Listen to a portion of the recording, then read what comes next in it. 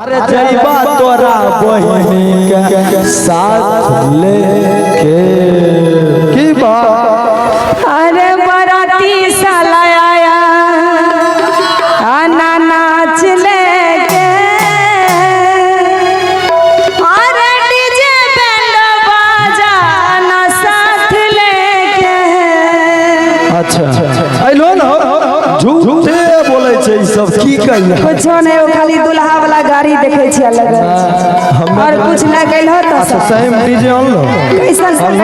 कैसन कंजर गांव के तो सच है से बतावा। हां बोलो ना एगो नाचो लग नहीं। अरे बराती साला आया डबल आना नाच लेके, वाह डीजे बैंड बाजा ना साथ लेके। आइबो बराती साला आया ना नाच लेके, बराती साला आया ना नाच लेके, डीजे बैंड बाजा ना साथ लेके, डीजे बैंड बाजा ना साथ लेके। हम जाने छो अलिया हम बराती अलिया हम बराती बारात लेके। अच्छा अलिया हम बारात लेके जइबा तोरा बहिनी के साथ लेके, जइबा तोरा बहिनी के साथ लेके। अरे बाजुल भी वाला हाँ बोला